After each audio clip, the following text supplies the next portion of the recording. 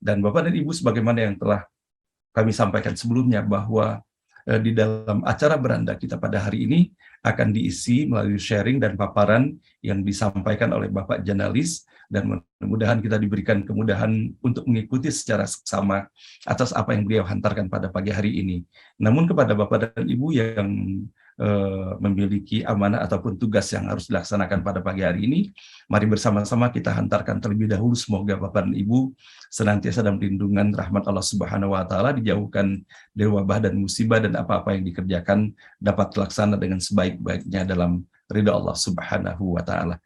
Amin ya rabbal alamin. Dan baiklah, bersama-sama kita menyambut saudara kita pada pagi hari ini, Bapak Janalis. Assalamualaikum warahmatullahi wabarakatuh, Pak Janalis. Sementara kita menunggu Ibu sekalian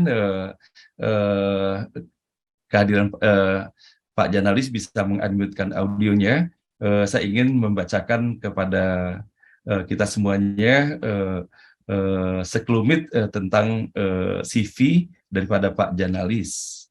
Prof. Tati Rajab, mungkin apakah bisa dibantu untuk menghubungi keluarga beliau? Bapak Ibu sekalian, Pak Janalis Janaid adalah keluarga besar dari Pak Rudi Rajab. Oke, sementara mohon dipantau nanti oleh Ibu Ani. Bapak Ibu sekalian, mohon izin saya membacakan CV singkat dari Pak Janalis Janaid. Pak Janalis Janaid adalah Direktur Utama Indojemen dan Indopurals, dua lembaga yang bergerak di bidang sumber daya manusia dalam bentuk konsultasi dan training. Mantan Wakil Ketua Dewan Penasehat dan Ketua Dewan Pertimbangan Kamar Dagang dan Industri Jawa Timur. Mantan Ketua Pusat Pengembangan Pendidikan Akademik dan Profesional pada LP3 Unibrau. Dan kemudian beliau dosen senior dengan pangkat lektor kepala pada Universitas Brawijaya untuk mata kuliah kepemimpinan, public relation, industrial relation, kewirausahaan, dan lain-lain. Tim instruktur kepemimpinan FIA, UB, BOA, ISEC, dan lain-lainnya. Berpengalaman lebih dari 17 tahun dalam bidang human dan komunikasi, telah lebih dari 25 tahun berbisnis praktis. Baik swasta sebagai pengusaha, pernah mendapat penghargaan 50 perusahaan berprestasi tahun 2004 dari majalah SUA, maupun koperasi yang dipimpinnya pernah beberapa kali mendapat penghargaan Koperasi Teladan Nasional. Mengarang 9 judul buku antara lain Kepemimpinan Eksekutif, Teori dan Praktek Kewirausahaan Profesional, Teori dan Praktek Public Relation, Teori dan Praktek Demokrasi Ekonomi Pancasila, Strategi Mengendalikan Public Opinion, Manajemen Stres, Konflik, dan Hati Nurani, dan Kapita Selekta. Masalah-masalah politik, ekonomi, sosial budaya, hankam, dan internasional, manajemen dan leadership dalam budaya Minangkabau, manajemen dan leadership dalam perspektif budaya Jawa. Selama 35 tahun belakangan ini aktif mengadakan training SDM, kepemimpinan eksekutif, kewirausahaan, public relation, dan lain-lain di berbagai kota seluruh Indonesia. Dan kemudian menyelenggarakan pula training di Thailand dan Kairo. Dalam training ini tercatat lebih kurang 950 angkatan sudah dilaksanakan dalam bentuk public course in-house training dan puluhan dalam bentuk ceramah, konsultasi, dan lain-lainnya. Nah, demikianlah sekalian yang sebagian dari riwayat hidup beliau yang dapat saya sampaikan untuk kita semuanya pada pagi hari ini. Nah, alhamdulillah. Assalamualaikum Pak Janalis. Waalaikumsalam warahmatullahi wabarakatuh. Alhamdulillah Pak Janalis, kita cuman videonya belum muncul Pak Janalis. Ya, suaranya alhamdulillah udah muncul. Pertama tadi videonya muncul, suaranya tidak ada. Sekarang suaranya sudah ada, tapi videonya hilang nih Pak Janalis. Oke, sementara kita berlanjut dulu ya Pak Janalis ya. Oke, Bapak Ibu sekalian, Pak Janalis, saya sudah sampaikan tadi sekilas ya CV perjalanan hidup Pak Janalis. Dan pada pagi hari ini, Bapak Ibu sekalian, beliau akan sharing untuk kita semuanya dengan topik kepemimpinan eksekutif berwawasan kebangsaan dengan kolbu bersih dan ciri bertindak. Nah, kepada Pak Janalis, kami persilakan Pak Janalis. Assalamualaikum warahmatullahi wabarakatuh. Terima kasih Pak Hasan. Waalaikumsalam warahmatullahi wabarakatuh Pak Janalis. Senang sekali berjumpa pertama kali kita di ini ya, di acara beranda ini, Pak Jurnalis. Ya. Saya memang Ya. masuk sudah berapa bulan ini masuk NBO atas bantuan dari Pak Rudi Rajab. Saya termasuk keluarga besar Rudi Rajab yang mengundang saya untuk bisa mengikuti. Saya senang sekali, terutama mendengar pencerahannya dari Hasan. Memotivasi saya untuk belajar. Masya Allah, saya yang perlu belajar dari Pak Jurnalis. Ini kalau dengan Pak Rudi Rajab, kalau boleh tahu, apakah sepupu ataukah bagaimana hubungan dengan Pak Rudi Rajab, Pak Jurnalis? Pak Rajab itu kakak dari... Oh, terputus tadi, gimana Pak Jurnalis? Jadi Pak Rajab itu kakak dari ibu saya. Oh, Masya Allah. Masya Allah, jadi masih keponakan jatuhnya, Masya Allah. Oke, baik Pak Jurnalis. Kami persilakan Pak Jurnalis. Saya memang dibesarkan oleh Pak Rajab. Pak Rajab ini termasuk orang tua saya juga, termasuk orang yang sangat perhatian terhadap pendidikan. Ini saya dididik oleh beliau. Masya Allah, Masya Allah, Masya Allah. Baik Pak Jurnalis, kami persilakan Pak Jurnalis. Ya, jadi Oke, saya bergerak memang di bidang pengembangan sumber daya manusia. Kenapa ini saya katakan? Karena bagi bangsa Indonesia nampaknya masalah kepemimpinan ini ada tantangan. Dengar Pak? Ya, jelas Pak. Dan ini ya jelas. Banyak tantangan sekali. Apa tantangannya? Ya, kita susah mencari pemimpin yang betul-betul ideal. Kenapa? Ya, biasanya kita susah, ada pejabat yang 30 tahun tidak akan diganti karena sulit mencarinya, saking hebatnya begitu. Lantas ada juga yang belum lama sudah berhenti. Nah, belum lagi yang kena kasus. Sehingga nampaknya masalah kepemimpinan ini adalah sangat penting bagi bangsa Indonesia saat ini. Nah, jadi apakah kita mengadakan krisis? Iya, buktinya itulah. Negeri kita kaya tapi belum optimal untuk mengelolanya dengan baik. Lantas apa sebabnya? Nah, sebabnya pertama karena kita baru merdeka 77 tahun. Amerika sudah ratusan tahun, kita masih 77 tahun. Ini alasan kita sajalah supaya orang senang. Yang kedua, di negara kita ini aturan tidak lengkap, tidak memadai sehingga orang mudah salah, mudah disalahkan dan mudah menyalahkan. Kerjaan kita tiap hari menyalahkan orang tanpa kita tahu kita juga punya kesalahan. Akhirnya kita sulit mencari pemimpin yang betul ideal. Sedang ceramah. Nah, suruh tunggu. Jadi itulah masalah kita. Di inisiatif banyak masalah di bidang kepemimpinan. Apalagi ada namanya sumber daya manusia ini katanya terendah di ASEAN. Ranking ke-19 di dunia. Akan lagi ada namanya globalisasi. Apa arti globalisasi itu? Adalah persaingan bebas. Sehingga satu-satunya jalan memang kita harus meningkatkan sumber daya manusia ini. Kalau dalam cerita Mahabharata, kalau kita pernah nonton film Mahabharata, itu ada cerita bab namanya Perang Baratayuda. Waktu perang akan digelar, dibacakan namanya kode etik perang. Dengar Pak Hasan suara saya? Jelas terdengar Pak. Dengar ya? Ya betul. Kalau hilang, tolong kasih tahu biar saya. Iya Pak. Nah, siap. Cerita Mahabharata itu kalau kita pelajari, waktu perang akan digelar, dibacakan namanya kode etik perang. 1, saya tidak boleh dibunuh. 2, tukang bawa bendera tidak boleh dibunuh. 4, sesama kesatria tidak boleh ngeroyok. Tapi kesatria boleh dikeroyok sama prajurit. Apa yang saya ingin katakan, jadilah bangsa ini bangsa kesatria. Kalau dalam dunia persilatan, jadilah pendekar, bukan pesilat biasa. Apa bedanya pendekar dengan pesilat biasa? Kalau pendekar itu dibanting 7 kali masih hidup. Kalau pesilat biasa disenggol saja pingsan. Nah, maksudnya mari kita bangun manusia-manusia yang punya kelas pendekar, kelas kesatria, kelas entrepreneur, kelas tidak kalau bahasa manajemennya. Ini yang kurang kita. Makanya SDM kita menurut UNDP ada pada ranking ke-111 dari 187 negara. Jadi kesimpulannya, bagaimana kita mengangkat para pendekar. Tapi pendekar ini ada dua. Kuat, tapi tidak memiliki kasih sayang. Itu namanya bandit. Kasih sayang tanpa kekuatan, itu namanya pengemis. Yang bagus, kuat, tapi memiliki kasih sayang. Nah, inilah yang kita sebut dengan pendekar itu. Kuat, tapi memiliki kasih sayang. Kita berharap kasih sayang kepada siapa? Susah itu kasih sayang kepada yang susah. Kalau bahasa sederhananya, bagaimana kasih sayang kepada masyarakat kecil, istilahnya.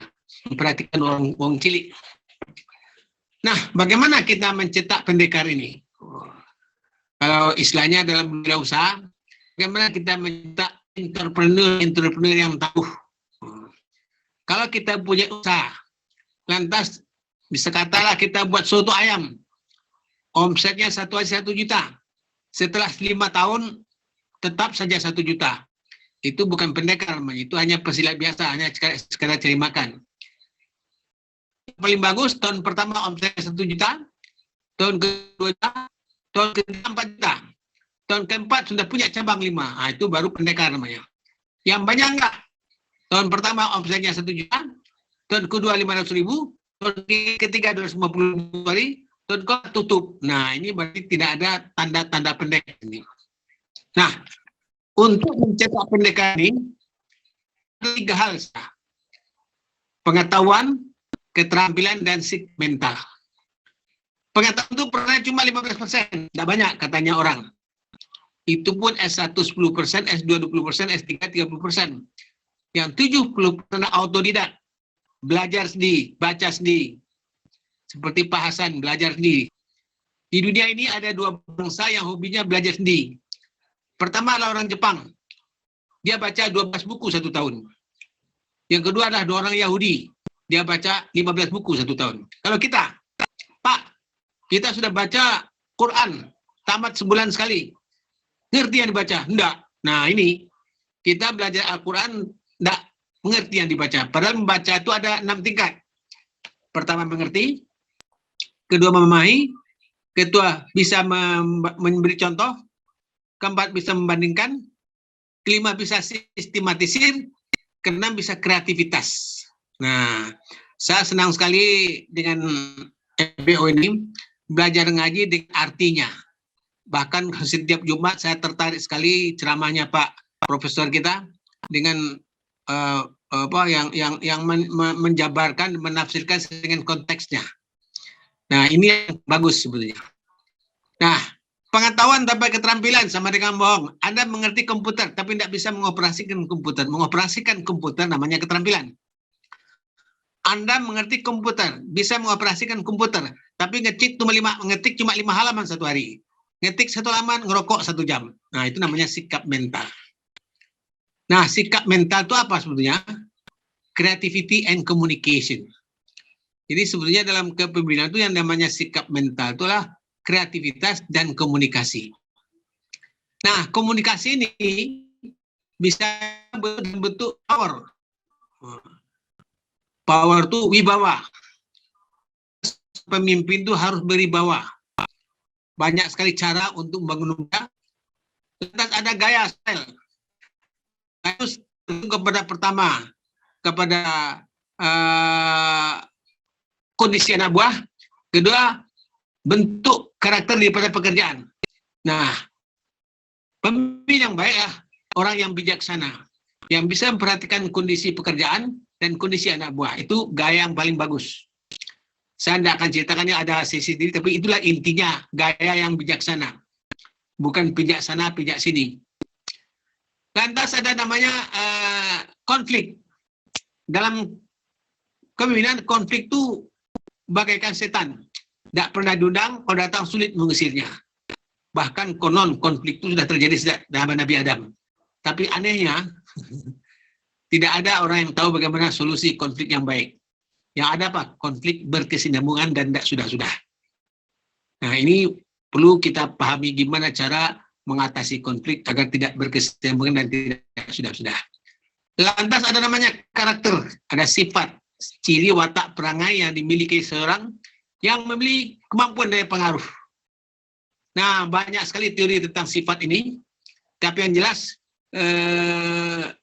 sifat orang itu bisa dirubah. Bisa dirubah, tergantung kepada bagaimana kita merubah karakter kita agar bisa memenuhi syarat sebagai seorang pemimpin. Selanjutnya adalah stres. Seorang pemimpin itu punya potensi stres karena dia kelebihan peran secara kuantitatif dan kualitatif. Nah, seorang pemimpin bagaimana agar dia tidak stres? Nah, itu kita harus mencari sumbernya. Lantas ada lagi kalbu. Nah, inilah yang dikatakan, kata Imam Ghazali, salah sebuah kaum apabila pemimpin-pemimpinnya punya sakit kalbu. Kalbu itu sesuatu yang ada pada tubuh manusia, tempat menyimpan perasaan. Dicek dada, tapi dia bersifat labil, kadang-kadang sehat, kadang-kadang sakit. Kalau sakit, rusaklah dia. Dia rusak, masyarakat rusak. Komunitas juga rusak. Oleh itu Imam Ghazali mengatakan, sengsara sebuah kaum apabila ada pemimpin-pemimpinnya, ada ilmuwan-ilmuwan yang punya sakit kalbu. Nah, semuanya itu diwajibkan dalam rangka apa? Dikatakan bahwa kepemimpinan itu apa? Kreativitas and komunikasi. And communication. Jadi bagaimana berkomunikasi itu membangun opini. Membangun opini agar opini itu positif terhadap kita. Nah, opini itu suatu kekuatan yang maha dahsyat yang bisa merubah perilaku orang. Karena dia merupakan satu kekuatan yang maha dahsyat, kita perlu kendalikan, kita perlu mengenal jenisnya, mengenal macamnya. Dan ini yang paling ramai sekarang karena di era digital ini, opini sangat berubah. Dalam teori namanya jarum hipodermik. Ibarat suntik, orang disuntik, maka pengaruhnya terhadap tubuh serentak dan seragam. Serentak, seragam, dan cepat. Oleh itu di era digital ini kita harus pandai-pandai memahami tentang opini ini. Ada 6 langkah yang bisa kita lakukan untuk mengendalikan opini. Pertama, apa masalahnya? Lantas, apa opininya? Lantas, bagaimana macam opini tersebut? Opini itu ada 5 macam. Pertama apa? Lingkupnya, luas. Semua orang mengatakan pejabat A itu baik. Oh, yang bilang baik itu cuma teman dekatnya tok. Nah, itu namanya opini namanya. Semua orang mengatakan ayam goreng kita itu enak. Oh enggak, yang bilang enak itu temannya, itu pun karena dikasih gratis. Jadi opini itu bisa lingkupnya luas atau sempit. Pemunculannya ada yang aktual, ada yang laten. Kalau aktual itu dibicarakan orang banyak. Mas, menurut Anda Pak Budi ini pantas nggak jadi ketua RT? No comment. Wah, itu namanya. Padahal dia sebenarnya tapi tidak mau, kenapa? Saingan. Nah, dia tidak no comment. Berarti itu laten. Kalau aktual dia sebut, saya setuju dan dia pantas. Ada yang kompeten. Kompeten itu ada gerakan.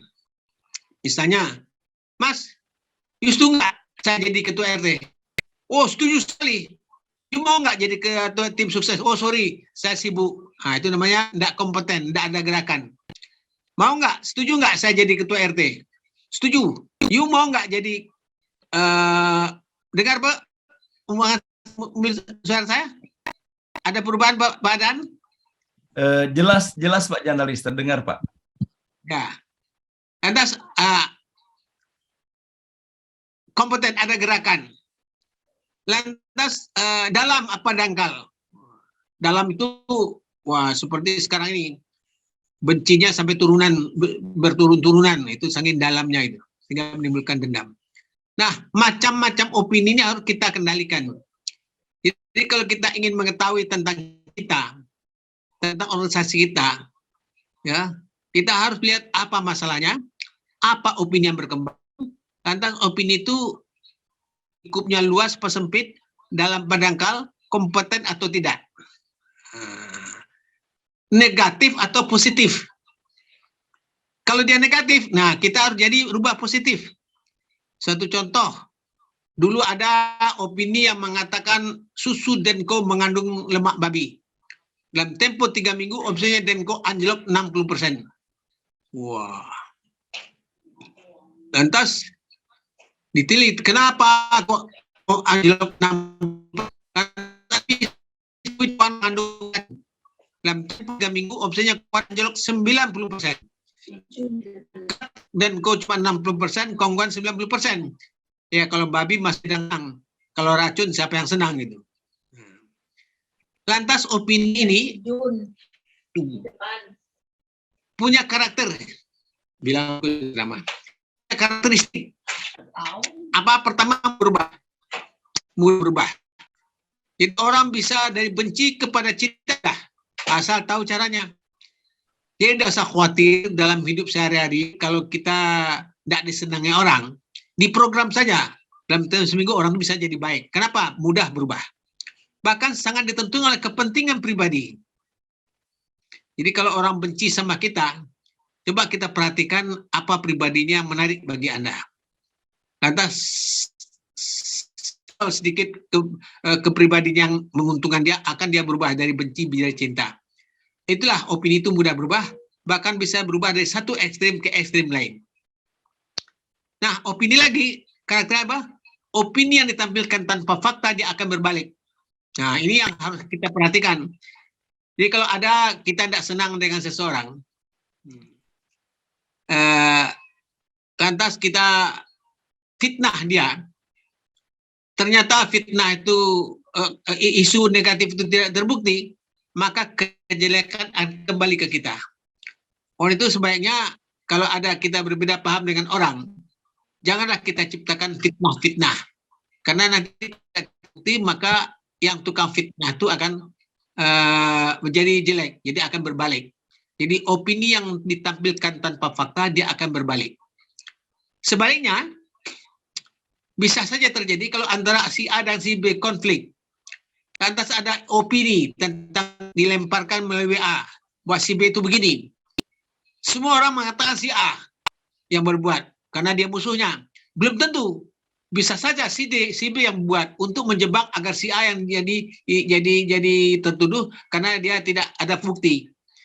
Oleh itu sebaiknya agar tidak terjadi, hindarilah fitnah-fitnah, hindarilah menyampaikan hoak-hoak, karena itu tidak bermanfaat bagi diri sendiri dan tidak bermanfaat bagi masyarakat, termasuk komunitas atau bangsa. Nah, banyak sekali karakter-karakter, itulah intinya. Dengan memahami masalah, memahami opini. Suatu contoh, pada waktu itu susu Denko omsetnya turun karena mengandung lemak babi. Lantas manajemennya gimana caranya? Lantas dibawalah susu Denko ke laboratorium. Dicek apa betul tidak mengandung lemak babi. Ternyata tidak. Lantas dia minta tolong sama ulama-ulama. Diundang ulama-ulama ke pabrik susu Denko.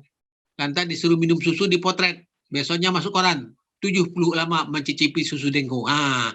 Akhirnya berubahlah opini tersebut. Masih ingat lagi pada waktu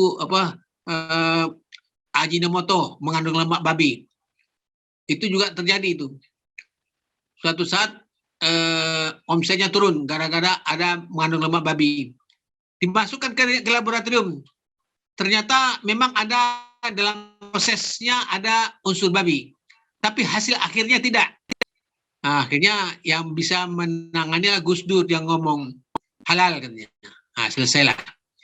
Jadi inilah cara mengendalikan opini, bahkan dia bisa berubah dari satu ekstrim yang lain. Saya kira ini sekedar pengantar saya. Mungkin ada Gus, enak, silakan Pak. Masya Allah, terima kasih Pak Janalis. Punten, ini videonya bisa kan dihidupkan kembali Pak Janalis? sementara menunggu Pak Janalis untuk menghidupkan kembali videonya. Pak Janalis, kita akan berikan kesempatan Ibu Miranti Abidin ingin menyampaikan komentarnya atas apa yang disampaikan oleh Pak Janalis pada pagi hari ini. Kepada Ibu Miranti, kami persilakan untuk mengunmute audionya, Bu Miranti. Ibu Miranti Abidin. Ya, Silakan, Assalamualaikum Bu Miranti. warahmatullahi wabarakatuh. Waalaikumsalam warahmatullahi wabarakatuh. Videonya juga nggak muncul ya Pak ya? Bentar. Ya, ini Bu Miranti. Ini videonya muncul Bu Miranti. Ya, oke. Slide-nya mungkin ditutup saja Ibu Ani. Ya baik Pak. Ya. Pak, Assalamualaikum warahmatullahi wabarakatuh. Jadi ini menarik sekali Pak Janalis, ini suatu pekerjaan yang mulia nih Pak. Bagaimana kita bisa merubah SDM Indonesia. Yang tentunya lihat dari sejarah bangsa ini, kita melihat bahwa kita tuh memang apa yang terjadi sekarang ini soal suatu konsekuensi logis daripada perjalanan kehidupan bangsa ini. Kita dulu kan dijajah cukup lama Pak, 350 tahun. Dan itu kan memberikan rasa kepada kita itu suatu sikap yang tidak percaya diri gitu loh. Kita merasa inlander, tidak percaya diri, dan itu menjadi suatu hal yang akan sukar bangkit. Mungkin cara Belanda itu dalam kepada jahannya dibandingkan dengan Inggris itu beda. Kalau Inggris itu mengangkat supaya mereka menjadi negara semakmuran ya, jadi ada Commonwealth gitu. Tapi Indonesia tidak demikian. Tapi oke, itu adalah suatu sejarah kita. Nah ini suatu hal yang mulia Bapak, saya apresiasi Bapak untuk bagaimana kita mencoba untuk mengangkat kembali manusia Indonesia karena suatu negara yang kuat itu hanya dapat baik dalam kaitan pembangunan ekonomi dan kemudian juga dalam kesejahteraan dan sebagainya itu terkait kepada manusianya begitu. Jadi itu satu hal yang sangat baik.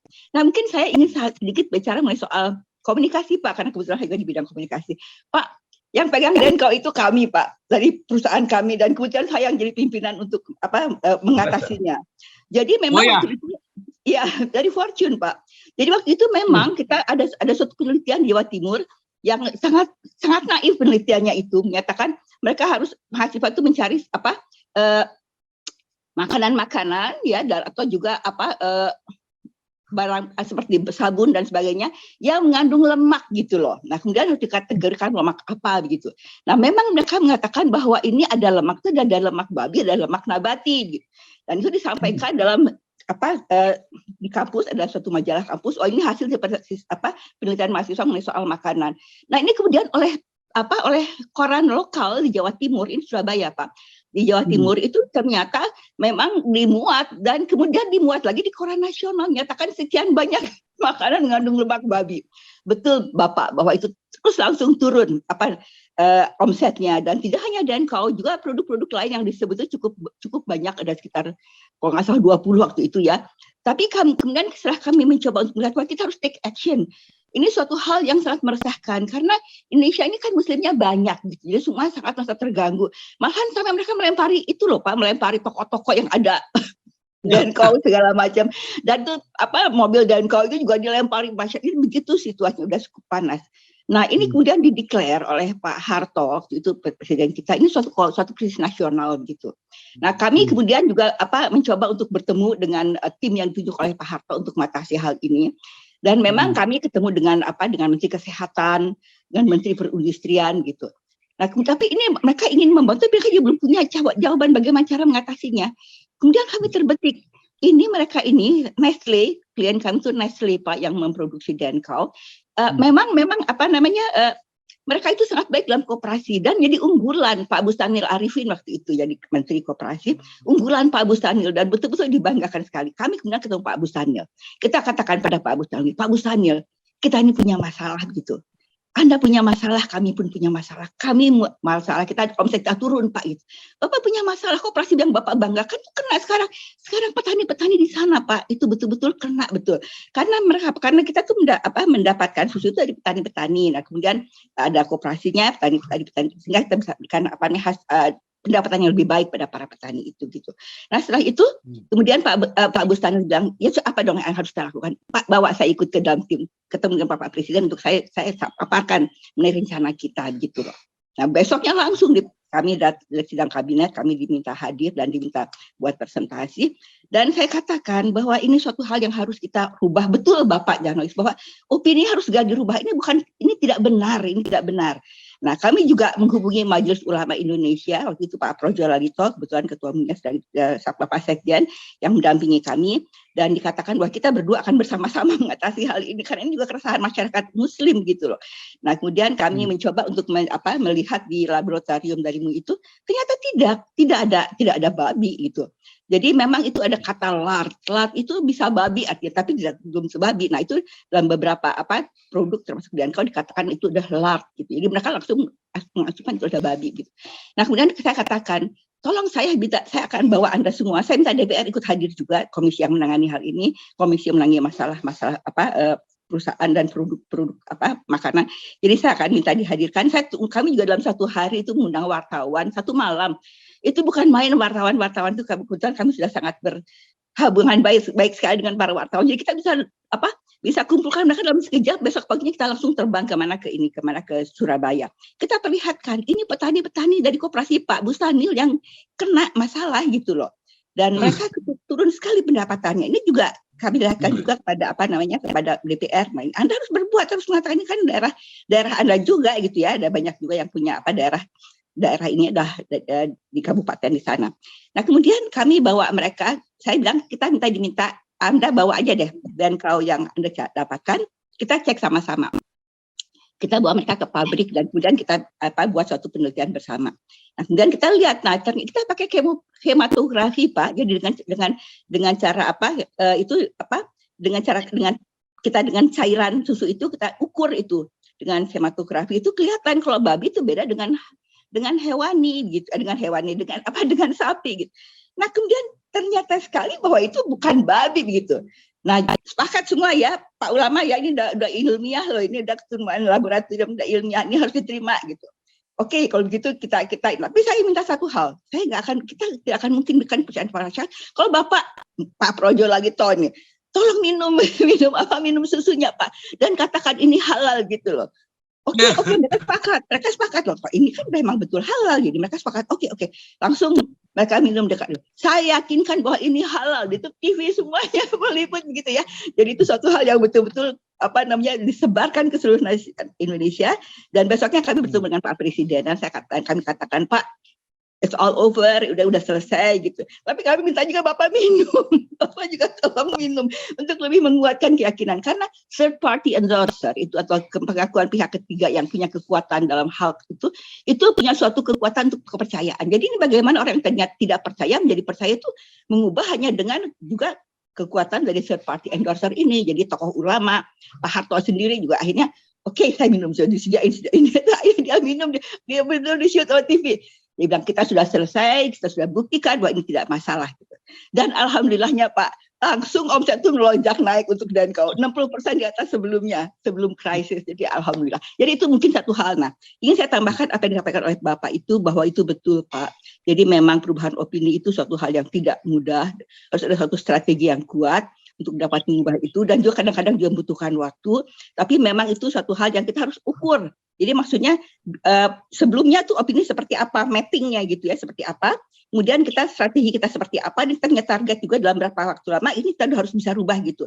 Nah, kemudian kita jalankan, dan ini sebelum dan sesudah ini harus terukur, harus ada shifting.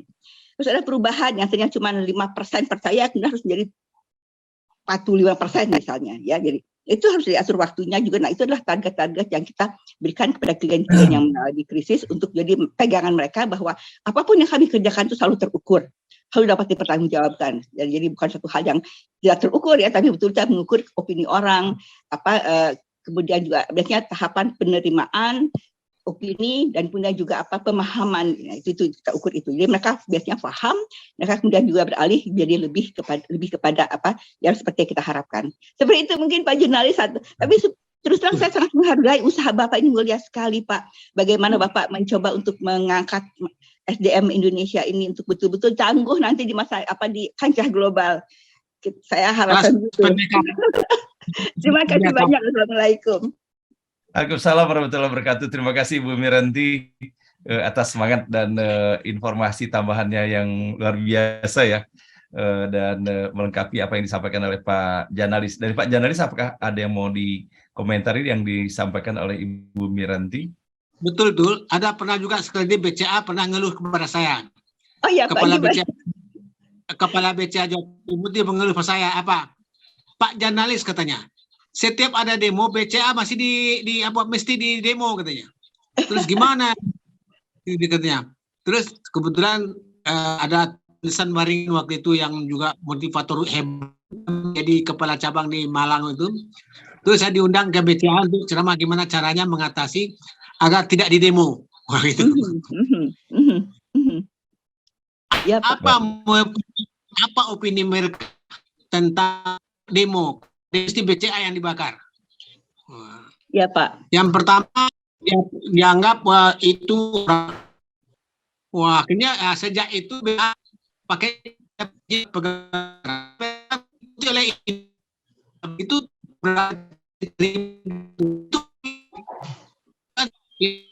langsung menjadi ras di B. Om Lim TV, gue masih hidup gitu.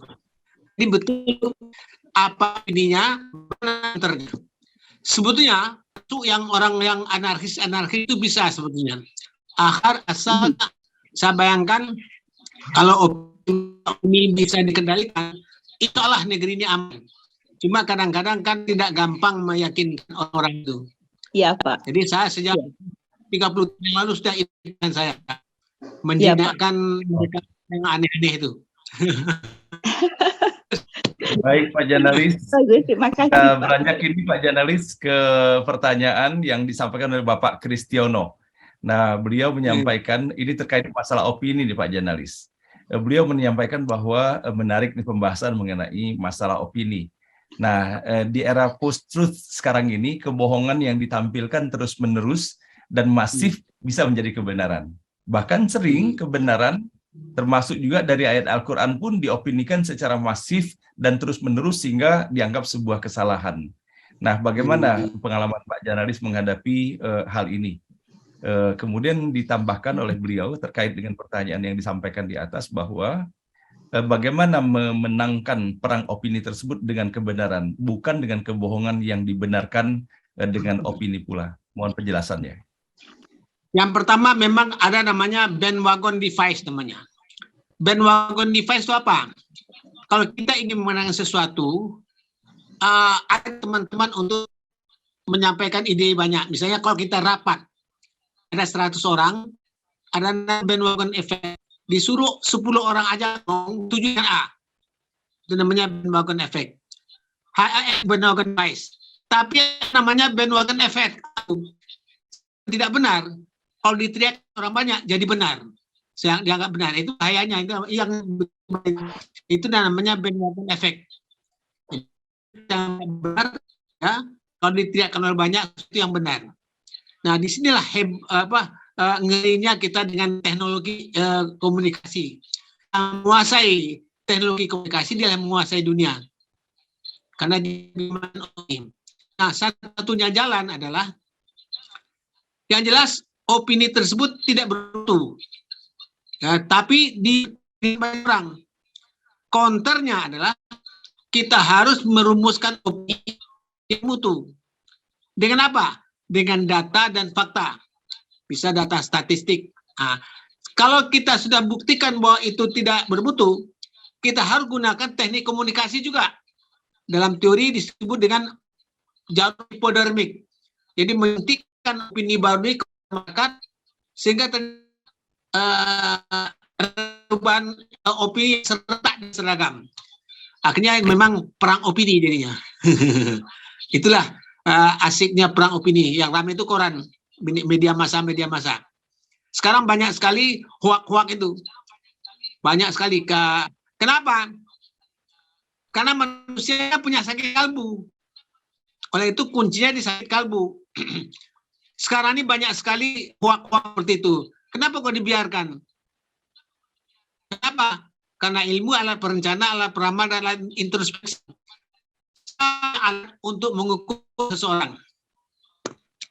Kalau skornya dia 3 ke atas, wah ini tukang hoak ini. Yang jangan dipercaya.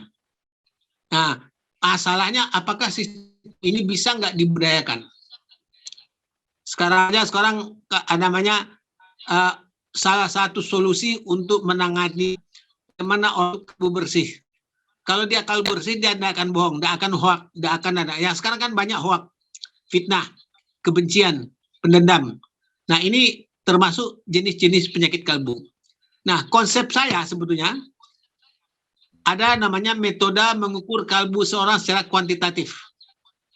Kalau ini merata, dipahami masa bangsa, maka tidak akan ada lagi orang bohong-bohong itu. Nah, itu. Kalau itu solusi saya di sana. Dan itu sudah saya tangani di Jakarta. Pernah saya mengumpulkan kepala-kepala SMA se-Jakarta Selatan. Saya kasihkan ini caranya. Karena dulu pernah ada namanya apa? Ada siswa anak SMA pergi ke Bogor berantem, tentu masuk sungai, mati 25 orang. Gara-gara apa? Gara opini juga. Jadi yang bisa dilakukan adalah manusianya dibersihkan. Metode yang paling mengukur kalbu secara kuantitatif, mengkursi. Sama dengan mengukur tensi kita sendiri. Kita bisa tahu, oh, saya di kalbunya jelek. Wah, saya harus rubah. Nah, kita sadar bahwa kita salah, itu yang penting. Pertama, cara merubahnya dengan data yang lebih kuat. Kanta dengan kemampuan komunikasi yang lebih kuat juga. Tentu dengan media komunikasi yang lebih efektif. Yang biasanya kalau untuk bisnis itu biayanya sangat mahal itu. Merubah ini. Saya kira gitu, Pak San. Oke, baik. Terima kasih Pak Janalis. Berikut ini kami menyampaikan bahwa walaupun sebagian sudah terjawabkan, tadi Pak Iqbal menanyakan bahwa dengan situasi dan kondisi di negeri kita ini, dengan semakin maraknya korupsi dan kasus bertambah-tambah, bahwa bagaimana cara mengatasinya. Tadi Pak Janalis menyampaikan bahwa salah satu adalah dengan menggunakan manajemen kolbu tadi itu. Nah, ingin sekaligus saya padukan dengan apa yang dikemukakan oleh Pak Ahmad Syarif Puradimaja. Beliau memperhatikan bahwa politisi kita atau kinerja partai politik kita sangat pragmatis. Contohnya pembangunan ekonomi dalam pengelolaan sumber daya alam kita dalam mensejahterakan masyarakat. Kenapa sukar sekali dibawa kepada pola pikir kembali pada amanat Undang-Undang Dasar 45? Apa pendapat Bapak atas manajemen pemerintahan untuk kembali kepada semangat dan amanat murni Undang-Undang Dasar tersebut, Pak Janalis? Jadi mungkin Pak Janalis bisa menyinggung dari yang dipertanyaan oleh Pak Iqbal maupun Pak Ahmad Syarif ini. Silakan Pak Janalis. Itu yang disebut dengan wawasan kebangsaan. Bagaimana pemimpin-pemimpin itu bukan omong tok. Omong tok. Pancasila itu ada dulu 36, sekarang 45. Ini mengaku Pancasila, tapi Pancasila itu dilaksanakan secara objektif dan subjektif. Kalau secara objektif, kebijaksanaannya harus sesuai dengan nilai-nilai Pancasila. Kalau secara subjektif, manusia-manusianya sesuai dengan nilai Pancasila. Misalnya, kalau Anda membuat restoran di Bali, buka restoran di Bali, Anda waktu nyepi, itu Anda tidak Pancasila secara subjektif. Jelas di Bali itu nyepi itu tidak boleh buka restoran, Anda buka. Kalau ada Pak Lurah yang mengizinkan membuka restoran di Bali, waktu nyepi, itu Pak Lurah yang tidak Pancasila. Nah, itu sederhananya seperti itu. Nah, kita ini harus melaksanakan Pancasila secara objektif dan subjektif secara konsekuen. Kalau 36 sekarang 45. Nah, itu tidak gampang kan? Tidak gampang kan? Nah, tapi kalau saya berpendapat, kuncinya kalau kalbu sudah bersih, dia akan berusaha betul melaksanakan Pancasila objektif dan subjektif. Nah, masalah kita ada lagi, aturan kita tidak lengkap, tidak memadai, sehingga orang mudah salah, mudah disalahkan, dan mudah menyalahkan. Nah, oleh itu aturan-aturan ini harus betul-betul jeli, bukan karena pesanan. Betul-betul mengacu kepada cita-cita bangsa. Tapi dalam praktek, nah itulah terjadi yang biasalah, kelemahan bukan karena kelemahan karena kekeliruan, bisa juga karena ada faktor-faktor lain. Nah, disinilah letaknya kalbu itu, Bu. Makanya mengukur kalbu secara kuantitatif itu harus dimiliki seluruh, mulai SMP sudah diajarkan mereka. Itu konsep saya. Kalau sudah diajarkan, mereka akan sadar. Dan kita kalau memilih orang juga begitu.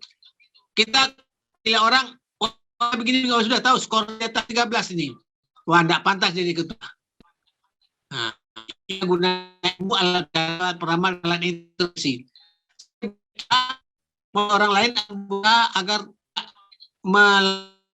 kalbunya sampai di atas 3 skornya. Ini Pak Hasan. Oh, baik.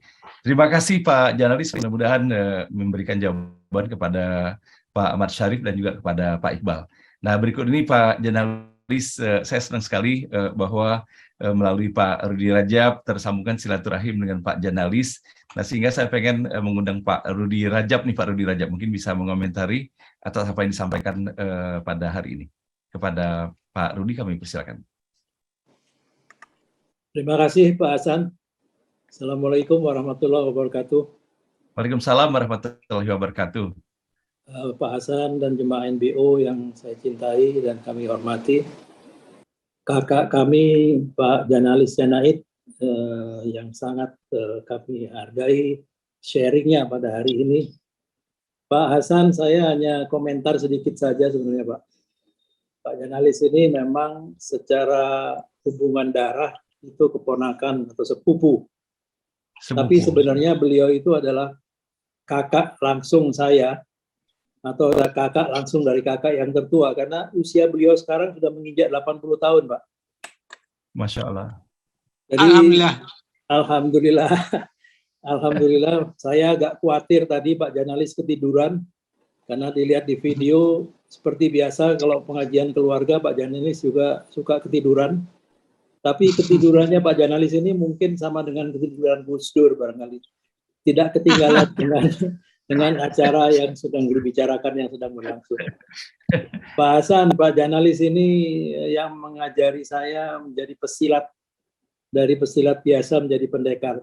Kalau beliau itu diberi saya diri Pak di Surabaya. Itu bannya itu ban kuning. Ban kuning itu udah ban pendekar Pak. Kalau saya bannya masih ban biru yang baru lepas dari senjata, tapi nggak boleh pakai senjata. Nah ini sebagai adagium dalam perjuangan kehidupannya itu panjang sekali Pak. Dari mulai Bukit Tinggi, lahir di Bukit Tinggi, besar dan dibesarkan di Surabaya dan Malang, akhirnya nanti pada waktu sesi berikutnya barangkali Dalis bisa cerita. Tapi tadi saya mencatat beberapa hal yang sangat bagus. Pak Janalis ini pakar leadership, public opinion, sama entrepreneurs, Pak. Kita belum dengar mengenai entrepreneurs-nya, dan entrepreneurs beliau ini sudah terbukti dari beliau tetap bertahan di dalam perusahaan induk Purelnya itu, yang saya tahu itu sejak zaman Pak Harto sudah dibangun, sampai sekarang sudah generasi kedua sedang dibangun. Dan ini saya kira nanti dalam menangani masalah yang paling penting di negara ini mengenai SDM ini adalah bagaimana mengatasi konflik dan bagaimana membuat opini yang terbaik. Jadi Dalis, terima kasih sekali dengan informasi ataupun pelajaran yang diberikan hari ini. Pak Hasan, saya itu setiap minggu ketemu sama Pak Janalis dalam pengajian keluarga. Dan dalam waktu-waktu tertentu selalu ketemu. Tapi baru sekali ini bisa mendengarkan beliau ngomong selama 1 jam lebih. Yang rajin untuk menjadi asisten beliau itu adalah adik bungsu kami, Ninit Rajab, yang selalu menjadi co-host dari Pak Janalis. Dan ini juga khawatir aja Pak Janalis lupa itu nggak dinyalain videonya atau nggak dinyalain gambarnya atau suaranya. Tapi mudah-mudahan walaupun agak tersendat-sendat hari ini kita bisa menikmati apa yang ilmu yang diberikan oleh Pak Janalis.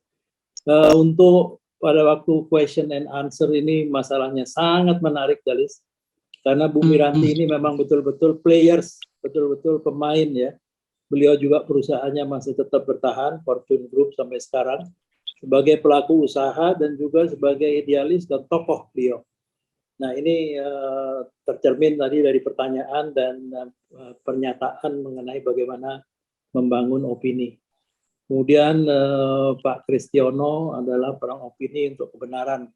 Bagaimana untuk bisa mengukur kolbu sebagai solusi, sebagai jawaban dari Pak Janalis.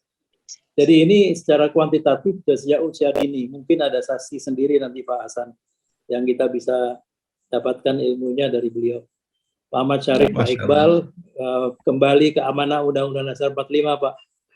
Pak Janalis, Pak Ahmad Syarif ini adalah mertua dari Gubernur Jawa Barat. Jadi Pak Janalis sudah mengikuti, tapi belum mengikuti kalau Pak Ahmad Syarif bicara, Pak. Itu lebih dari gubernur.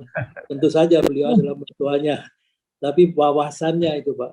Dan Pak Ahmad Syarif ini adalah sahabat dari Mas Tio, suaminya Mbak Nani di Rumah Merah di ITB. Kemudian Pak Iqbal ini kalau baca puisi ataupun mengarang puisi sebentar aja udah 5 lembar, Pak.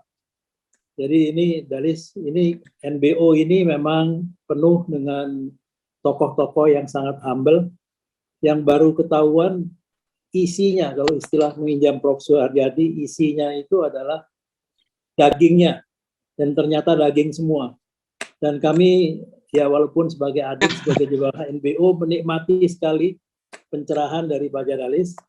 Nah, dengan segala kekurangannya, barangkali yang kurang itu ada di kami, yang lebihan adalah di Dalis, dan juga pada tokoh-tokoh NBO yang lain. Saya ucapkan terima kasih atas kontribusinya Pak Janalis. Mudah-mudahan bisa berlanjut, karena ilmu yang sepotong ini tidak cukup untuk dijelaskan dalam waktu yang sangat singkat. Dan mudah-mudahan Dalis ada waktu lagi. Nanti Pak Hasan tinggal ngubungin saya kontak Pak Dalis, Pak. Karena beliau ini sibukannya itu kemana-mana, saya agak khawatir dengan usia menginjak 80 dan fisiknya masih seperti ini. Beliau belum bercerita mengenai kontribusi kepada pengembangan masjid, Pak. Saya ingin nanti dalam sesi ini sedikit saja konsep Pak Janalis untuk pengembangan masjid yang kita sudah banyak mendengar dari Pak Prof. Nasaruddin Umar, akan tapi dari yang aplikasinya yang langsung ditularkan dari satu rumah ke rumah yang lain. Ini mulai dilakukan oleh Pak Janalis, menginjak etape terakhir dalam kehidupan. Terima kasih Dalis, terima kasih Pak Hasan, dan juga Bapak Ibu sekalian di NBO. Mudah-mudahan ini bisa berlanjut. Billahi taufiq wal hidayah. Assalamualaikum warahmatullahi wabarakatuh. Waalaikumsalam warahmatullahi wabarakatuh. Terima kasih Pak Rudi. Bapak Ibu yang dirahmati Allah, sengaja saya menghadirkan Pak Rudi dikarenakan saya merenung juga tadi itu melihat Pak Janalis ini usianya sepertinya tidak muda lagi, namun memperhatikan semangat serta cakupan yang beliau lakukan ya melalui topik-topik yang disajikan dalam slide yang kita hantarkan tadi itu, ini luar biasa sekali. Dan saya melihat bahwa hal ini merupakan prolog saja baru dari apa yang beliau sampaikan pada hari ini, dikarenakan betapa banyaknya sesungguhnya yang bisa kita petik dalam kehidupan beliau. Nah, dengan apa yang disampaikan oleh Pak Rudi pada hari ini mengenai sosok beliau, dikarenakan saya pun belum tahu persis mengenai Pak Janalis, maka menjadi lengkaplah perspektif kita tentang Pak Janalis Janaid ini. Nah, kalau seandainya tadi itu Pak Janalis memberikan tips ya bahwa bagaimana dengan manajemen kolbu. Nah, maka kita akan meminta sambutan sebagaimana biasanya dari Pak Prof. Suharyadi, bagaimana mendidik dengan hati, sama kan hati dan kolbu, kepada Prof. Suharyadi yang kini beramanah sebagai pendiri, pemilik, dan rektor Universitas Dian Nusantara. Kami persilakan Prof, tolong di-unmute audionya. Sudah di-unmute Pak Hasan, saya tidak tampil dulu ya. Siap Prof. Ini karena Pak Hasan ngajak golf nggak jadi karena ada urusan di Undira. Jadi saya sama teman-teman tenis hari ini. Siap Prof. Ya, jadi terima kasih Pak Janalis, luar biasa. Jadi terima kasih Pak Hasan setiap hari menampilkan orang-orang hebat ya untuk memberikan pencerahan pada kita semua. Dan Bapak Ibu sekalian yang masih bertahan mengikuti NBO sampai saat ini. Assalamualaikum warahmatullahi wabarakatuh. Waalaikumsalam warahmatullahi wabarakatuh. Sebenarnya dengan komentar Bu Miranti yang menggebu-gebu, penuh semangat yang luar biasa, ya ditambah dengan beberapa teman yang lain, termasuk Pak Rudi Rajab tadi, ini sudah sangat lengkap komentarnya dari Pak Janalis. Dan kita semakin tahu betapa hebatnya beliau, itu manusia komplit ya. Artinya ilmunya mumpuni, persilatan pun pendekar beneran gitu ya. kemudian pengusaha luar biasa ya. Ini beliau hampir 80 kata Pak Rudi ya, hampir 80. Semangatnya Udah 80, Pak. udah 80. Udah 80. Udah 80 luar biasa. Semangatnya itu memang itu penting bagi kita semua. Wong saya baru 70 aja udah merasa tua. Ini Pak Janalis sudah 80 masih semangat mudanya luar biasa ya. Ini jiwa pendekarnya itu yang menggembleng beliau. Jadi alhamdulillah Pak Hasan memang waktunya sangat terbatas awalnya ya. Saya kira perlu ada waktu lagi untuk bahas lebih lanjut karena pengalaman beliau tuh pasti sangat banyak dan sangat bermanfaat bagi kita semua. Jadi saya hanya ingin menyampaikan rasa hormat dan terima kasih yang sebesar-besarnya kepada Pak Janalis dan kepada Ibu Miranti. Saya hargai betul semangatnya yang luar biasa. Kebetulan yang dibahas Pak Janalis sesuai dengan apa yang ditekuni Ibu Miranti sampai saat ini, dan perusahaan Bu Miranti juga memang berkembang sampai saat ini luar biasa. Jadi itu aja Pak Hasan, saya lagi diajak teman. Siap Prof. Maaf. Terima kasih Pak. Jadi Pak Rudi Rajab tadi saya menyampaikan selamat ulang tahun, tapi pikir Pak Rudi Rajab ternyata Pak Edi Rajab. Adik saya Pak. Didong ya. Pak Edi Rajab selamat ulang tahun kalau hadir. Semoga panjang umur dan selalu dapat keberkahan insya Allah. Terima kasih Bapak Ibu sekalian. Assalamualaikum warahmatullahi wabarakatuh. Waalaikumsalam warahmatullahi wabarakatuh. Terima kasih Prof. Suryadi. Selamat melanjutkan olahraganya. Semoga semakin sehat dan bugar serta ceria selalu. Amin ya rabbal alamin. Nah, Bapak dan Ibu yang dirahmati Allah, rasanya tidak cukup memang untuk hari ini kita menuntaskan ya, untuk kita dapat menyerap pengalaman dan pengetahuan yang dimiliki oleh Pak Janalis. Insya Allah nanti kita akan atur lagi kesempatan berikutnya. Dan kepada Pak Janalis, apabila ada kata penutup yang mau disampaikan, kami persilakan Pak Janalis. Oke, Bapak Ibu sekalian, sepertinya terkendala beliau untuk mengunmute-kan audionya. Tadinya saya ingin memberikan kesempatan, sudah dirancang Pak Edi Rajab untuk memberikan sepatah dua patah kata yang berulang tahun pada hari ini. Namun sepertinya Pak Edi Rajab sudah tidak ada lagi ya Pak Rudi ya? Iya, tadi udah pamitan Pak dia. Oh, sudah pamitan ya, oke. Ya, udah pamitan. Salam sama semua Pak Hasan dan semua NPO. Baik, salam aja Pak Rudi, nanti kita kirim WA kepada beliau, semoga barakah umurnya. Baik Bapak Ibu sekalian yang dirahmati Allah, Pak Janalis sepertinya terkendala untuk mengunmute-kan audionya, dan sudah tidak ada lagi sepertinya di forum ini, terpental sepertinya. Oke, kita sampai penghujung acara kita. Bila demikian, kepada Ustadz Muhammad Taslim, kami mohon kiranya dapat menutup dengan doa hari ini. Ustadz Taslim. Bapak Ibu sekalian, Masya Allah, satu hal yang kita dapati dari beliau, ya Allah berikan umur yang barokah, usia 80 tahun masih bersemangat berbagi. Dan benar yang disampaikan oleh Pak Rudi, kemarin beliau sempat juga ada wacana ingin menyampaikan mengenai bagaimana tips-tips yang bisa diberikan di dalam pengelolaan ataupun manajemen masjid itu sendiri. Dan saya kira hal ini akan sangat menarik ya untuk kita dengarkan pada sesi berikutnya. Kepada Pak Janalis, kami persilakan Pak Janalis apabila ada, masih belum bisa juga. Ya, mudah-mudahan kemudian karena beliau ingin masuk lagi, kembali.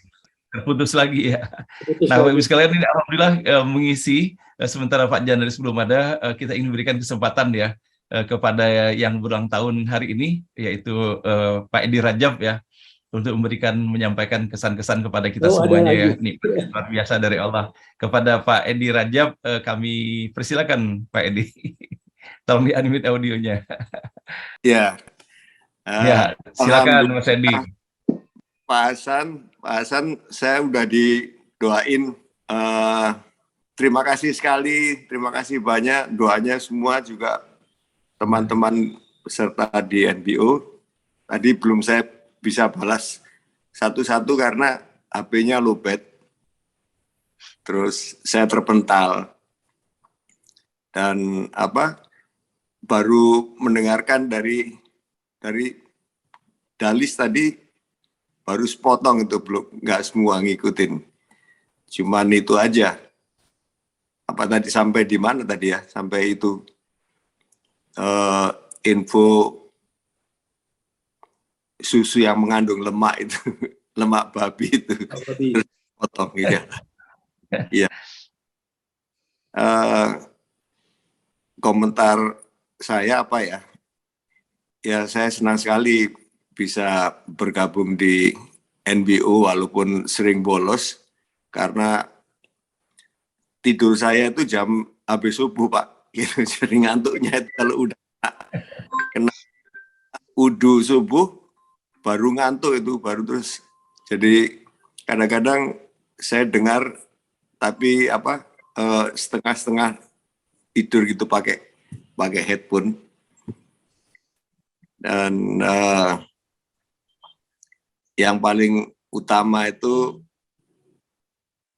saya terima kasih sekali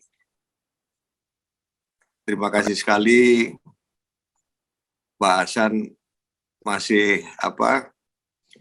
bisa memberikan kesempatan banyak orang untuk berpartisipasi dan dari segala macam kalangan ilmu, kalangan pengalaman yang berbeda, sehingga peserta NBO ini rasanya kayak nggak cuma terbatas dalam yang bisa ngaji aja. Jadi banyak teman-teman saya juga bukan yang bisa ngaji, dengar apa itu namanya, penampil yang ditampilkan, pembicara-pembicara ditampilkan sama NBO ini beragam dan asik gitu. Jadi kita menerimanya banyak hal yang kita kenal, yang sebenarnya nggak kita kenal dalam pengertian dalam ayat itu, ternyata dalam pengalaman beliau ini, pembicara-pembicara ini, banyak sekali pengertian yang mendalam, lebih mendalam dari isi dari ayat-ayat Al-Quran. Begitu Pak. Masya Allah. Tadi Bapak Ibu sekalian ya, saya merasakan juga bahwa di dalam forum ini kita mendapati sesuatu tidak hanya melalui apa yang disampaikan secara lisan ya, melalui narasumber kita, tetapi kita bisa belajar sesuatu juga dari apa yang dilakukannya. Saya ingin sekali ini keakraban yang luar biasa dari keluarga Rajab ini sangat menginspirasi kita semuanya. Dan Ibu Nani Rajab sebagai saudara paling tua ya Pak Rudi ya, tentunya kita bisa rasakan bahagianya atas kebahagiaan yang dirasakan oleh adiknya. Mungkin Bu Nani bisa menyampaikan kesan dan pesan khusus untuk adinda tercintanya Pak Edi Rajab. Kepada Bu Nani kami persilakan. Terima kasih Pak Hasan. Assalamualaikum warahmatullahi wabarakatuh. Waalaikumsalam warahmatullahi wabarakatuh. Saya tuh nggak bisa ngomong, Pak. Saya sudah senang mendengar semuanya memberikan doa untuk adik saya. Masya Allah. Apa yang bagaimana ini Pak Edi Rajab waktu masih kecilnya gimana Bu Nani, dan apa harapan Bu Nani untuk Pak Edi ke depan? Nah, kalau ngomong ini bisa saya Pak, kalau ngomongnya serius saya nggak bisa. Adik saya Edi ini yang paling bandel dari seluruh saudara. Dulu itu bersusah payah kita ngajak supaya dia tuh belajar dengan baik begitu. Tapi dia tuh bandel sekali. Nomor 1 musik, pokoknya nggak ada cerita. Sekolah itu nomor 2 buat dia. Nggak mau sekolah gara-gara apa? Rambut harus dipotong, nggak boleh gondrong. Dia mendingan nggak usah sekolah daripada potong rambut. Itu ceritanya Pak. Tapi alhamdulillah sekarang ini semua kita yang sekolah tinggi-tinggi, termasuk saya misalnya. Kalau adik saya yang lain masih berkibar ya. Saya itu udah di rumah saja, benar-benar jadi eyang-eyang di rumah. Adik saya Edi ini justru yang dulu nggak mau sekolah, sekarang berkibar dia dengan musiknya. Begitu Pak, Masya Allah. bandel sekali. Tapi alhamdulillah semuanya selamat untuk Edi, untuk Didong. Panggilan kesayangan kita adalah Didong. Masya Allah. Begitu Pak. Terima Masya Allah. kasih Pak Hasan sudah memberikan kesempatan pada saya untuk memberikan selamat pada Didong. Sedikit untuk Pak Janalis, Pak Hasan ya, Ya, silakan. saya memberikan satu komentar juga. Pak Janalis itu hebat sekali. Jadi dulu mungkin karena kondisi ya di Sumatera waktu beliau masih kecil sekali, kondisi sekolah di Sumatera. Jadi pada waktu beliau dibawa oleh ibunya, adik ayah saya ke Jawa, itu beliau kelasnya itu di bawah saya. Padahal usianya itu di atas saya. Jadi dia sekelas dengan adik saya. Jadi semuanya dia di bawah saya waktu itu. Tapi situasi membuat beliau melesat tinggi. Begitu. Hebat sekali. Baik, terima kasih Bu Nani. Iya, terima kasih. Terima kasih Bu Nani. Assalamualaikum warahmatullahi wabarakatuh. Waalaikumsalam warahmatullahi wabarakatuh. Mas Edi bersyukur masih punya kakak perempuan. Ya. Saya bisa merasakan kasih sayang dari Bu Nani kepada Pak Edi ya. Sebagaimana saya merasakan juga kakak perempuan saya yang baru pulang kepada saya gitu. Mungkin Mas Edi bisa menyampaikan sesuatu sedikit untuk Ibu Nani. Bagaimana kesannya bagi Mas Edi, kasih sayang yang luar biasa tiada henti dari Ibu Nani kepada Mas Edi. Silakan Mas Edi. Ya, itu kesan saya memang kakak tertua saya ini disiplin dan memberikan contoh yang terbaik, berusaha memberikan contoh yang terbaik untuk adik-adiknya.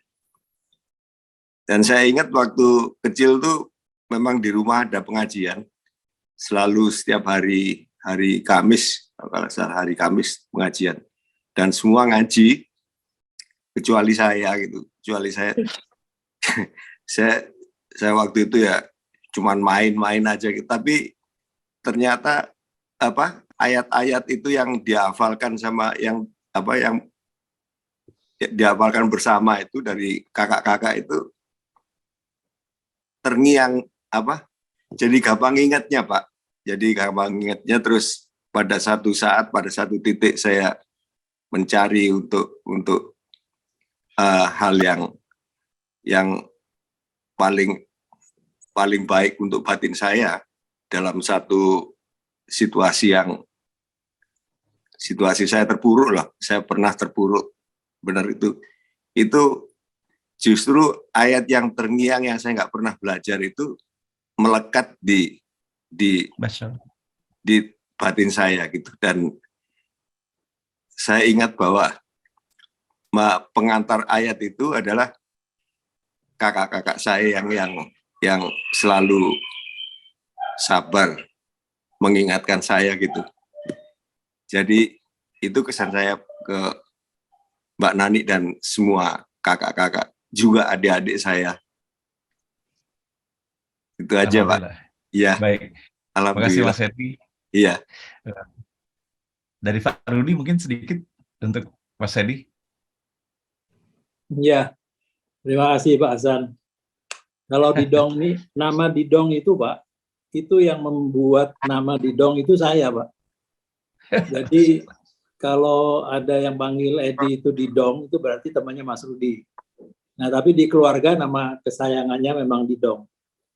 Tapi mungkin Pak Hasan belum pernah dengar, Didong itu kalau berdoa, itu udah bukan kayak penyanyi voice Pak.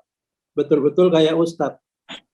Saya bisa terkaget-kaget waktu dia membacakan beberapa doa di dalam satu forum, di mana forum itu mendengarkan musik. Dia membacakan doa dengan lancar sekali. Alhamdulillah. Karena memorinya itu saya pikir di keluarga Didong itu paling tajam. Kalau Mbak Nani pinter, mungkin juga adik-adik mungkin ada sedikit kepinterannya. Ya termasuk juga Tati Tapi kalau Didong ini memorinya sangat tajam sekali. Dia dengan waktu 3 jam saja sudah bisa membuat lagu yang disusun oleh Pak Iqbal. Nah, ini sudah dibuktikan oleh Pak Iqbal sendiri bagaimana memorinya Didong ini memang luar biasa. Dengan segala kelebihannya, dia bisa juga melukis, Pak Hasan. Dia melukis itu dalam keadaan tidak melihat objeknya. Dia pernah mengagetkan kita semua sekeluarga ya, Mbak Nani. Waktu dia tiba-tiba membawa lukisan rumah kita di Surabaya. Itu pada saat dia tidak melihat rumah itu sendiri. Tapi jadinya itu persis kayak foto. Jadi itu juga membuktikan memorinya yang sangat tinggi.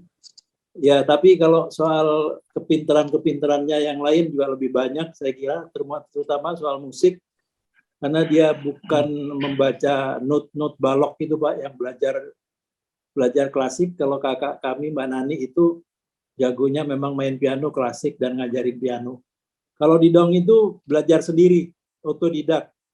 Dari semua permainan musik itu, alat-alat musik itu dia kuasai sendiri.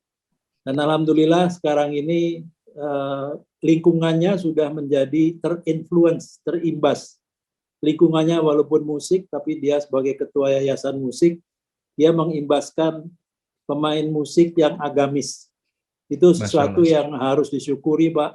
Saya pikir saya sendiri tidak bisa melakukan yang seperti yang dilakukan oleh Didong. Barangkali itu saja, Pak. Mudah-mudahan doa kita semua diijabah Allah, doa Pak Hasan terutama, dan doa keluarga NBO, sama seperti keluarga kita sendiri, sama seperti halnya dengan saudara kandung, kita diketemukan karena Allah. Mudah-mudahan doa kita diijabah. Amin ya rabbal alamin. Amin ya rabbal alamin. Masya Allah. Terima kasih Pak Rudi, mengharukan sekali mendengarkan apa yang disampaikan oleh Pak Rudi. Dan berikut ini Mas Edi, ada hadiah untuk Mas Edi, ulang tahun Mas Edi hari ini. Sebuah puisi yang diantarkan oleh Pak Iqbal. Kepada Pak Iqbal kami persilakan. Masya Allah, Pak Iqbal. Tolong di-unmute Pak Iqbal. Baik, Pak Hasan. Silakan. Terima kasih kesempatannya. Assalamualaikum warahmatullahi wabarakatuh. Waalaikumsalam warahmatullahi wabarakatuh. Ini betul-betul menggugah saya dari mulai Pak Janalis tadi. Dan alhamdulillah saudaraku, sobatku, Mas Edi ini, Pak Hasan, ternyata sobat-sobat dari Surabaya, sobat saya juga gitu loh. Ini membuat keakraban kami kalau menyusun lagu dan puisi buat NBO. Sekarang saya tiba-tiba membuat puisi buat Mas Edi, judulnya Kelahiran. Tak nyana saudaraku bertambah usia, begitu kasihnya Allah padanya, agar sempat memperbesar amalnya. Alangkah bahagia hidupnya penuh makna dengan suara emasnya. Aku yakin dengan perjalanan yang panjang, usianya tak terbilang. Karena hatinya selalu senang. Jamaah NBO pun memandang. Dengan usianya, analisa kritis masuk ke nyanyian alam yang terang. Ya Allah, ya Rahman, ya Rahim. Belilah berkah umur untuk saudaraku, Mas Edi Rajab, dengan umur panjang.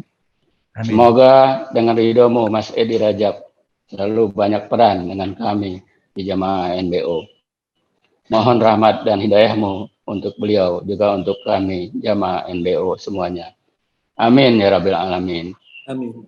Selamat milad saudaraku Mas Edi Rajab. Assalamualaikum warahmatullahi wabarakatuh. Waalaikumsalam warahmatullahi wabarakatuh. Silakan Mas Edi kalau ada komentar untuk Pak Iqbal.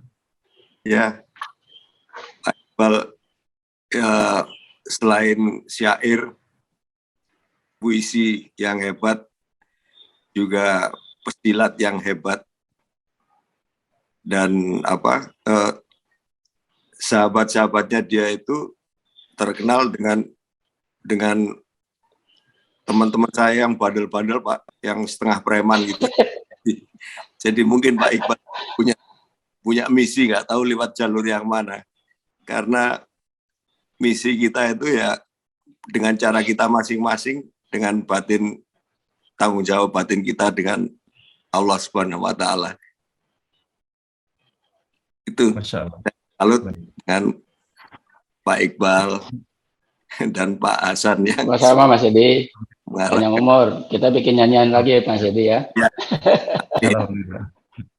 Baik, terima kasih Pak Iqbal atas puisi spontannya yang sangat syarat ya dengan kasih sayang, perhatian dan doa untuk Mas Edi. Nah, sebetulnya saya ingin sekali menghadirkannya ada Ibu Titi Rajab ya di sini ya, cuman beliau sepertinya ada tugas yang harus beliau kerjakan sehingga tidak bisa hadir di dalam forum untuk menyampaikan ucapan kepada Mas Edi. Nah, Bapak Ibu sekalian yang berbahagia, inilah ya cara Allah ya Pak Rudi ya, bahwa kita tidak boleh ya memandangnya, jangan cepat kita menilai ya atas apa yang dilakukan oleh orang lain ya, dikarenakan hanya yang bersangkutan dan Allah yang tahu apa yang sedang dijalani di dalam kehidupannya. Dan rasanya ketika mendengar dari Pak Rudi betapa indahnya doa yang dihantarkan oleh Mas Edi, saya percaya dan saya meyakininya, karena keindahan itu kan bukan dikarenakan kata-katanya, tetapi ketika hati hadir di dalam doa itu sendiri. Nah, sehingga kalau seandainya berkenan, bagaimana bila doa hari ini disampaikan oleh Mas Edi, berkenankah Mas Edi? Doa yang saya sering bacakan di tengah teman-teman itu cuman ini, Pak. Bismillahirrahmanirrahim.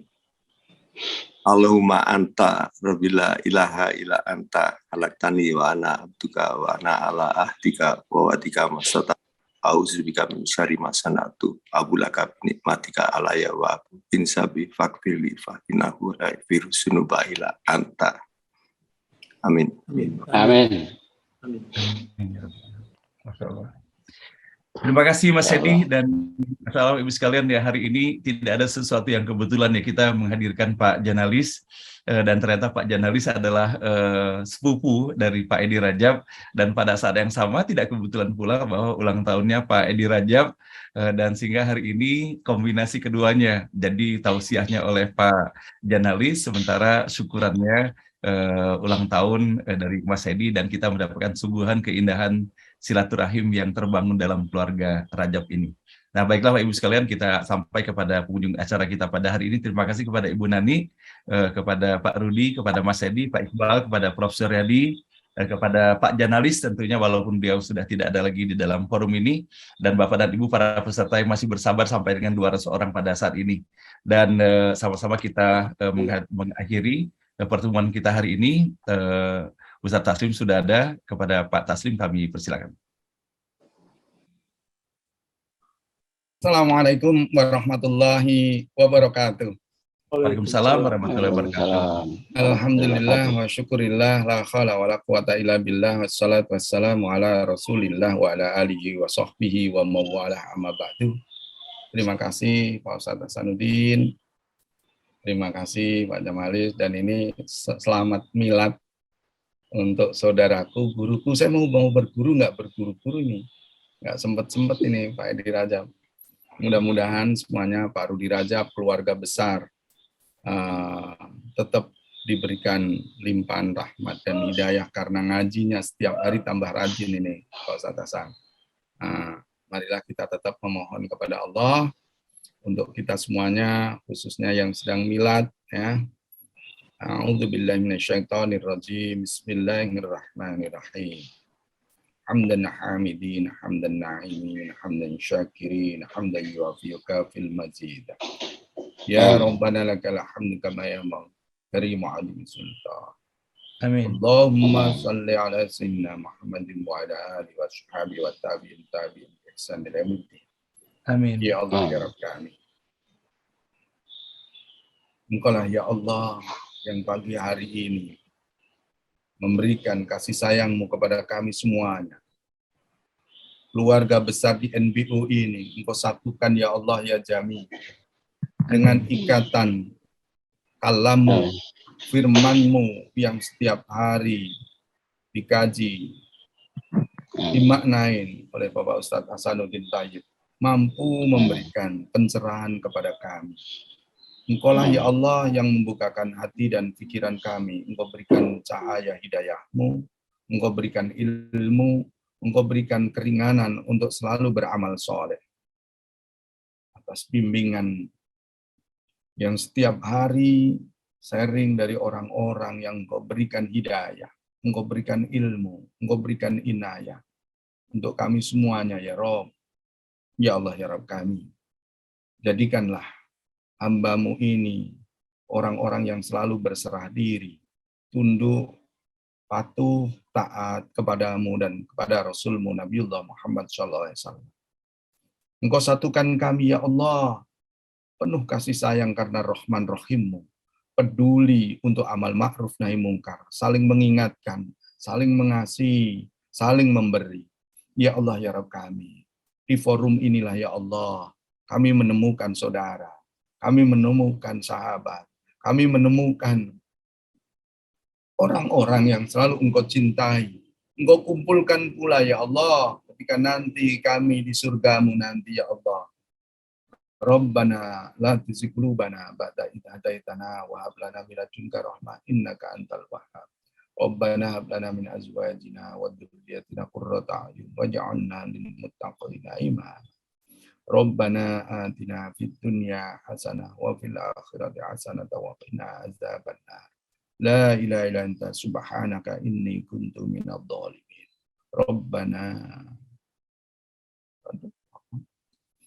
Rabbana ya Allah, ya Allah.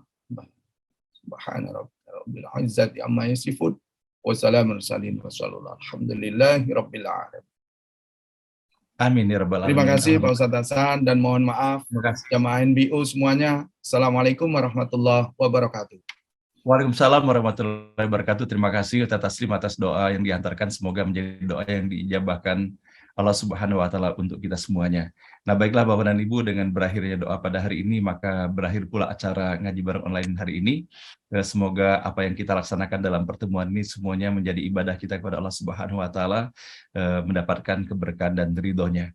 Dan insya Allah kita akan berjumpa kembali esok hari. Mohon maaf lahir dan batin. Sekali lagi terima kasih kepada Pak Janalis, kepada keluarga Rajab, kepada Prof. Syarif dan Mbak Ibu semuanya. Wabillahi taufiq wal hidayah. Wassalamualaikum warahmatullahi wabarakatuh.